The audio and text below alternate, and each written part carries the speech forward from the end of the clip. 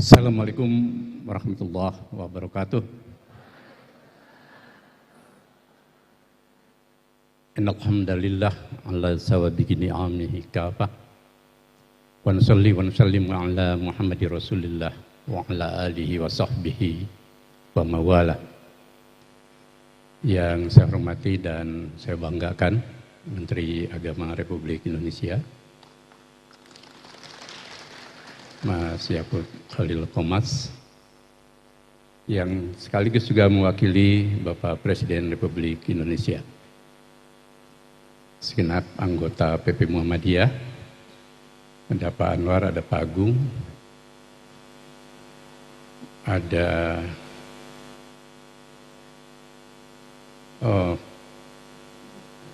Pak Dadang Kahmad, Pak Hilman yang tadi diinstruksi oleh Pak Menteri, Bu Nurjanah juga masih kemarin, PP Aisyah, Ketua Umum dan segenap anggota pimpinan Pusat Nasihatul Aisyah, Ananda tercinta dan yang kami banggakan, Kapolda kita, Irjen Suntana, sekaligus Ustadz yang begitu rupa menjadi tuan rumah, Adinda Bupati Dadang Supriyatna bersama Ibu, juga banyak tamu-tamu, ada Pak Kakanwil ya, Kementerian Agama, Ketua PWM, PWA, dan semuanya anggota atau sekaligus pimpinan Ortom tingkat pusat yang ada di sana.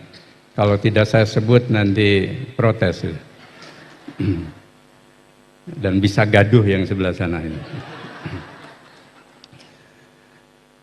Para tokoh yang lain, ada para rektor nih, para rektor di rumah sakit, dan tentu saja seluruh peserta anggota Muktamar Nasihatul Aisyah ke-14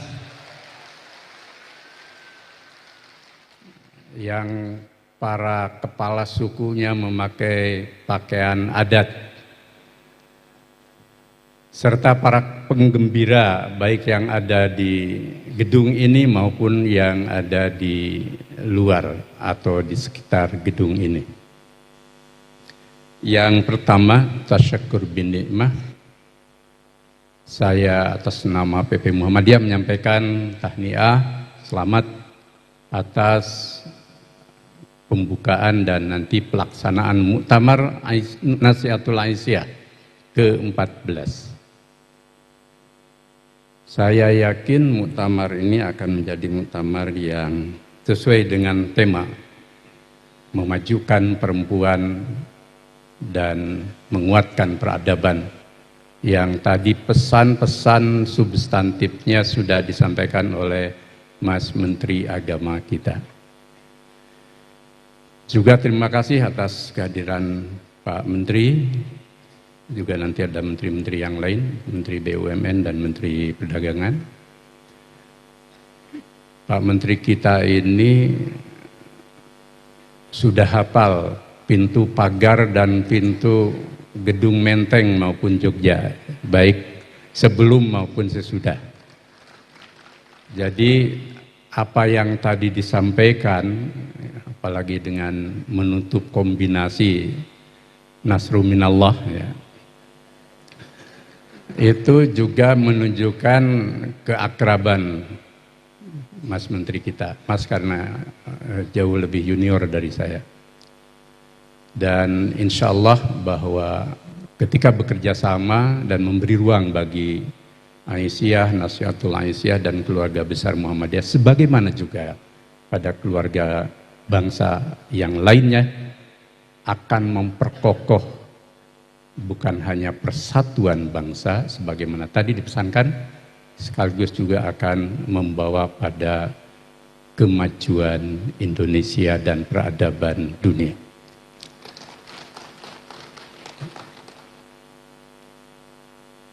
Bagi nasihat, saya percaya bahwa muktamar ini akan mengikuti muktamar induknya di Surakarta, muktamar yang bermarwah, muktamar yang uswah hasanah, dan muktamar yang berkemajuan, yang alhamdulillah sudah begitu rupa memperoleh apresiasi dari banyak pihak.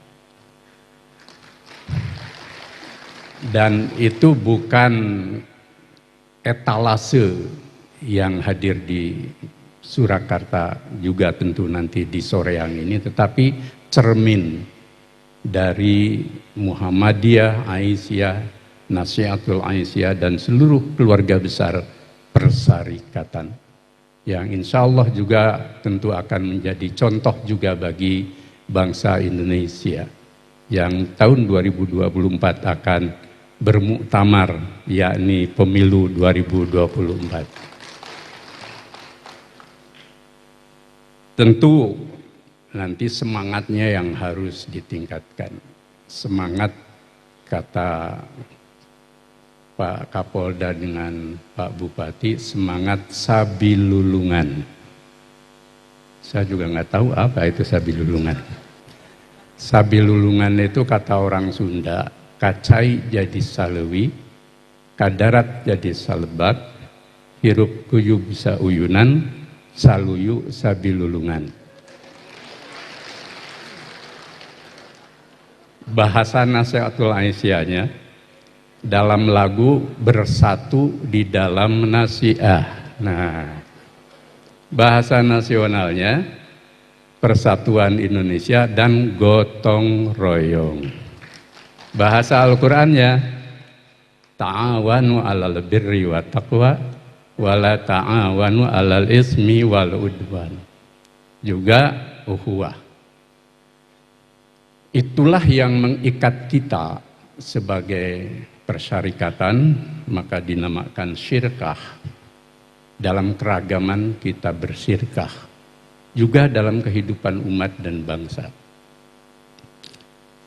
Bangsa ini bisa bersatu seperti disampaikan oleh Pak Menteri atas nama Presiden, karena dua pilar dan bahkan seluruh pilar Muhammadiyah, NU, dan seluruh kekuatan bangsa yang ikut mendirikan Republik ini, semangatnya adalah semangat sabilulungan, semangat ukhuwah, semangat gotong royong.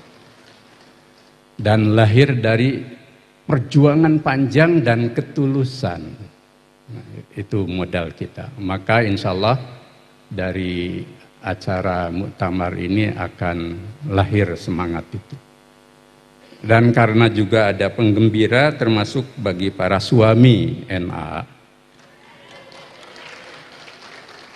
Saya dulu pernah mengalami begitu kan. Jadi kalau pas muktamar NA, ya para suami harus ngasuh anaknya dengan gembira dan jangan ada komplain sedikit pun. Nah, kalau ada komplain berarti batal dia sebagai penggembira. Mesti senang ini enak. Yang kedua, semangat kepemimpinan yang kita hasilkan maupun yang sudah kita bangun di persyarikatan, di Ortom, di Aisyah, di NA adalah semangat di mana kita ini menghadirkan nilai-nilai Islam untuk khidmah, ya, untuk penghidmatan yang memadukan antara nilai-nilai agama yang membawa peradaban bangsa, tadi dikatakan oleh Pak Menteri, juga agama yang membangun peradaban itu sendiri. Menurut Imam Al-Mawardi dalam Al-Ahkam As-Sultaniyah itu al-imamah maudu'atul li khilafatin nubuwah fi hirasatiddin wa siyasatid dunya. Kepemimpinan dalam perspektif Islam itu adalah proyeksi dari fungsi kerisalahan Nabi. Maknanya apa? Kepemimpinan propetik, kepemimpinan kenabian. Untuk apa? Li hirasatiddin, menegakkan nilai-nilai agama. Dan nilai-nilai agama itu bukan sesuatu yang eksklusif untuk umat beragama itu sendiri, untuk orang Islam, tapi juga nilai-nilai ta'aruf, ta'awun, takaful, dan seluruh nilai inklusif lain. Bahkan kalau kita rujuk pada maqasidus syariah Islam, itu kan agama itu hadir untuk hifdzuddin, menjaga nilai-nilai agama itu sendiri agar tetap terjaga. Hifdzun nafs, menjaga jiwa, termasuk waktu kita Covid, kita berjuang, termasuk Muhammadiyah paling depan. Kemudian hifdzul aql, menjaga agar akal pikiran kita itu tetap menjadi aqlus salim, tidak terkontaminasi oleh apapun. Tapi dia makin cerdas. Dan itu harus digunakan. Kalau akal jarang digunakan, tumpul itu nanti. Kemudian hifdzun nasl, menjaga keturunan. Termasuk mengasuh anak itu, menjaga keturunan. Dan hifdzul mal, menjaga harta. Termasuk harta kekayaan Indonesia yang harus kita rawat bersama dan jangan dirusak oleh siapapun. Kalau ada yang rusak, ya kita dakwahi. Insya Allah dia tidak akan jadi perusak. Nah, kepemimpinan inilah yang agama hadir untuk mencerahkan kehidupan. Wa ma arsalnaka illa rahmatan lil alamin. Itulah agama dinut tanwir, agama dinur rahmah. Yang kedua, wasiyasatid dunya, mengurus urusan dunia. Siasah. Siasah itu bahasa Indonesianya politik. Tapi bukan siasat. Nah, kalau siasat itu ngakali namanya. Siasah dalam makna asli sawasal amr. Sasaya susu. Siasah sawasal amr. Mengurus sesuatu dengan baik. Pak Kapolda mengurus wilayah tugasnya dengan baik sehingga polisi menjadi dicintai rakyat, kan? Pak Bupati, Pak Menag, dan kita semua juga sama. Sawasal amr. Kalau seluruh negeri termasuk di berbagai belahan dunia memanfaatkan politik dengan jiwa seperti itu, sawasal amr, insya Allah kehidupan akan menjadi lebih baik. Nah, semangat itulah yang ada dalam denyut nadi kepemimpinan siapapun. Dan kita itu harus menjadi eksemplar, menjadi contoh, menjadi role model dari kepemimpinan yang memadukan agama, yang mencerahkan dan memajukan kehidupan, bukan agama yang menjadi virus, ya, yang tentu karena bias pemahaman keagamaan, tapi agama yang mencerahkan kehidupan, agama yang memajukan perempuan dan menguatkan peradaban. Sekaligus juga dunia disinari oleh agama itu sendiri. Agar apa? Agar dunia tidak menjadi al-mata al-gurur. Allah mengingatkan itu tentang al-mata al-gurur, itu bukan untuk anti dunia. Jadi jangan keliru. Gara-gara wa ma hayatud dunya illa mataul gurur, itu lalu kita orang Islam menjadi anti dunia. Ayat ini nanti dibaca belakangan aja setelah wabtaghi fima ataqallah darul akhirah, supaya tidak kebalik. Nanti konstruksi agama serba negatif tentang dunia. Nah, agama memang ada al-mata al-gurur. Karena apa? Karena kita mengolah dunia tidak disinari oleh nilai-nilai agama yang hidup dan luhur. Sehingga ada dua kecenderungan, ada orang yang ingin hidup bersih tapi sendirian, lalu anti dunia, juhud dan waro. Mungkin boleh untuk sendiri, tapi tidak berlaku untuk semua orang. Karena kata Jalaluddin Rumi, kalau orang-orang soleh, orang-orang baik, anti dunia, jangan salahkan nanti mereka yang zalim yang berkuasa. Yang kedua, ada yang menjadikan agama semata-mata untuk hidup dan tanpa arah. Itulah yang disebut dengan mereka yang ingkar terhadap kehidupan. Yang Tuhan bertanya, fa'aina tadhabun. Orang kafir, kamu mau kemana setelah mati? Nah, disitulah pentingnya kepemimpinan. Maka kepemimpinan jauh dari soal siapa menduduki apa, tua, muda, dan lain sebagainya dalam pandangan yang linier. Kepemimpinan tidak bisa dibaca dengan ilmu-ilmu dan pendekatan yang normatif atau sebaliknya pendekatan yang nomotetik, yang linier. Harus dibaca secara emik. Emik itu menghayati secara mendalam seluruh dimensi. Tua itu penting, muda juga penting. Dan tua dan muda satu kesatuan, bukan satu posisi oposisi biner yang harus dipertentangkan antara muda dan tua. Dan itu hidup di Muhammadiyah. Begitu juga di tubuh bangsa ini. Juga laki-laki dan perempuan fi ahsani takwim, tidak dalam oposisi biner sebagaimana pendekatan-pendekatan feminisme liberal, baik yang neo maupun yang klasik. Sehingga laki-laki perempuan tiada hari tanpa pertempuran, capek itu. Keduanya satu kesatuan. Sebab kalau pendekatan konflik yang dipakai bisa-bisa satu rumah saja tidak pernah tentram. Suami selalu curiga pada istri, istri selalu merasa terancam oleh suami. Karena apa? Oposisi biner. Lalu yang terjadi adalah perebutan kekuasaan di rumah, nanti keluar di masyarakat, di bangsa dan negara. Padahal simpel saja, siapa yang menjadi pemimpin, laki-laki, perempuan, atau sebaliknya, itu adalah sunnatullah.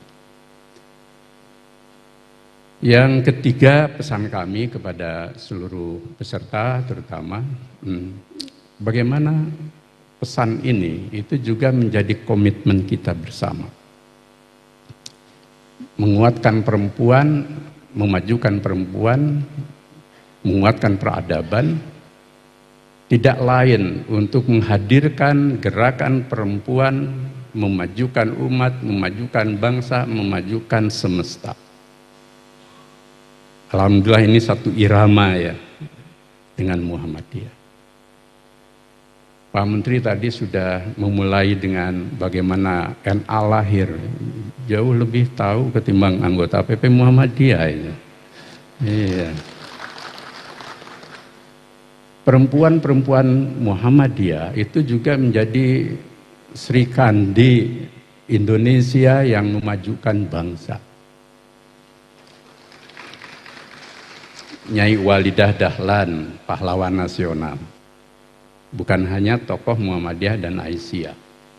Yang ketika pidato terakhir dia tahun 46 di Surabaya, itu monumental sampai seluruh media masa saat itu termasuk milik dari saudara-saudara Tionghoa kita, itu mengekspos seorang perempuan pidato di depan muktamar laki-laki, muktamar Muhammadiyah.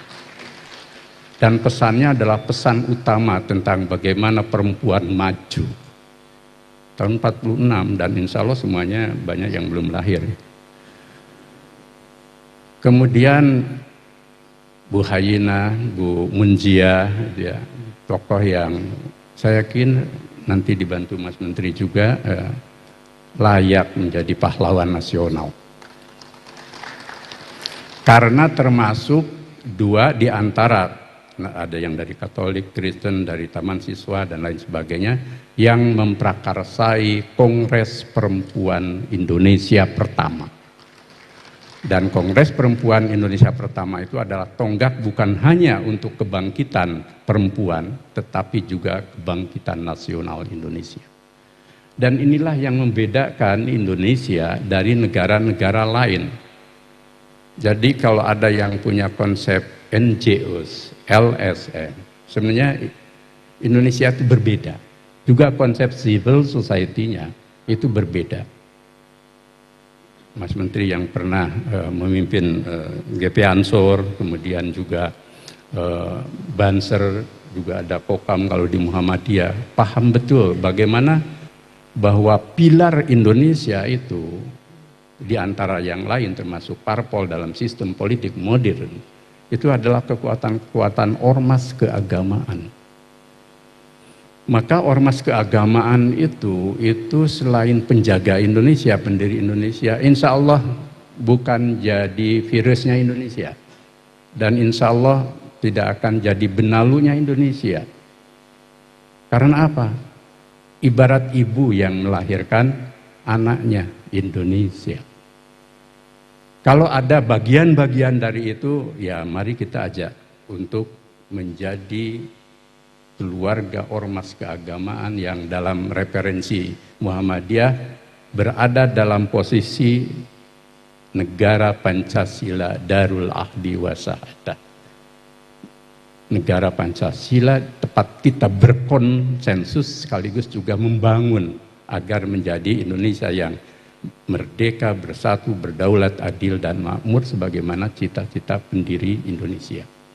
Maka yang hadir di sini itu harus menjadi pembawa spirit walidah, hayyinah, munjiah, dan semua yang akhirnya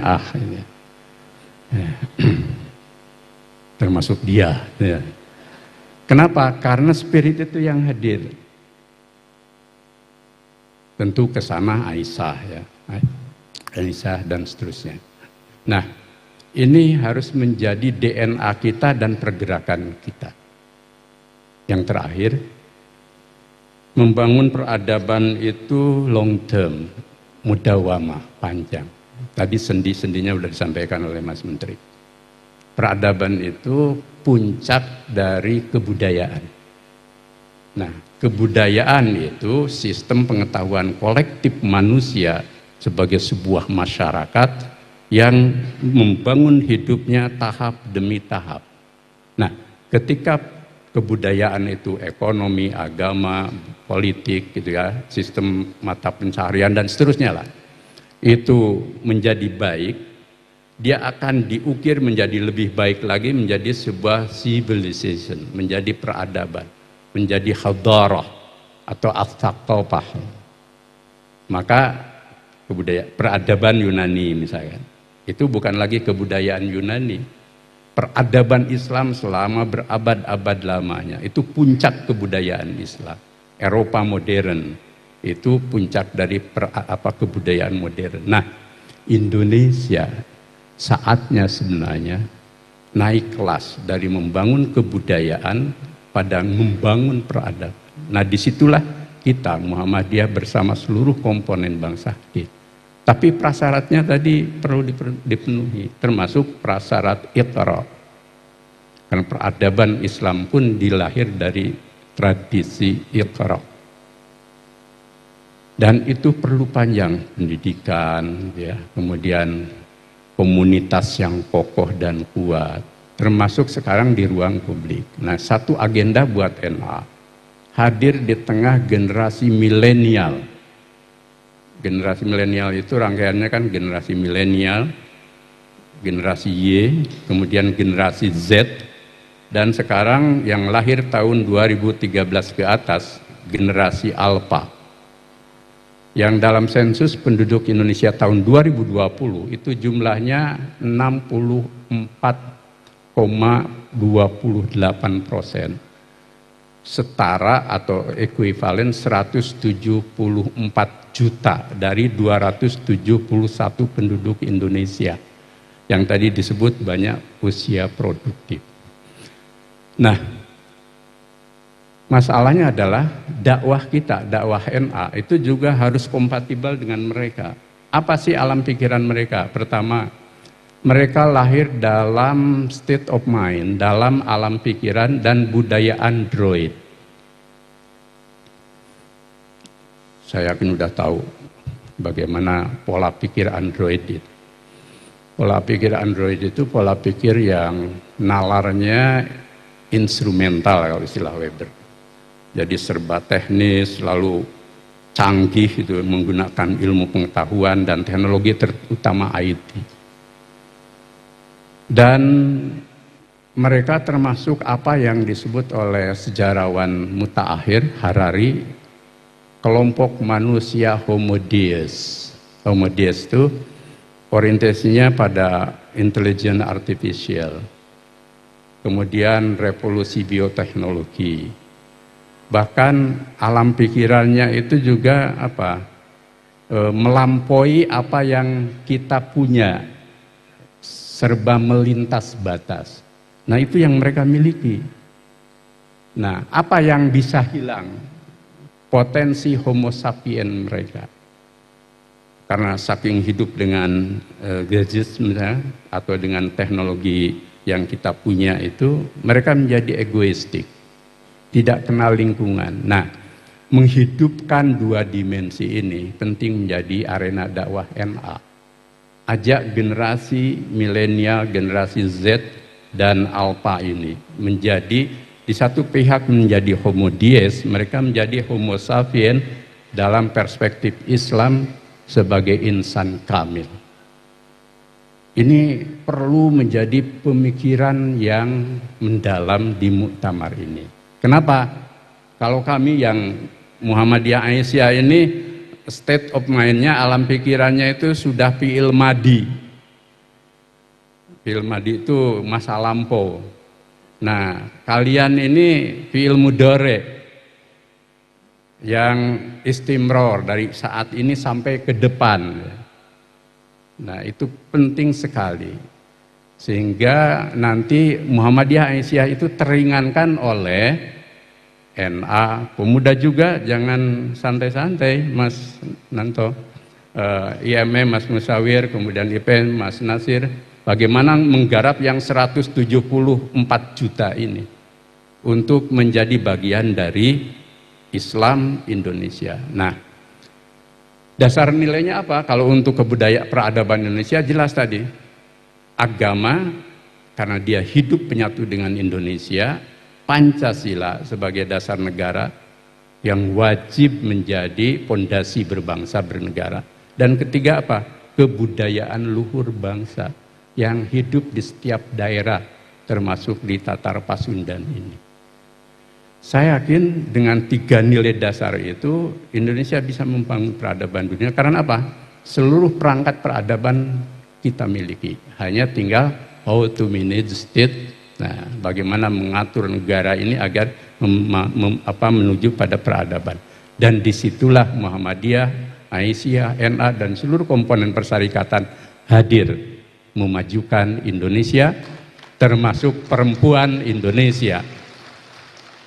Maka dengan mengucap Bismillahirrahmanirrahim, saya atas nama PP Muhammadiyah membuka Muktamar Nasihatul Aisyah ke-14. Semoga Allah merahmati.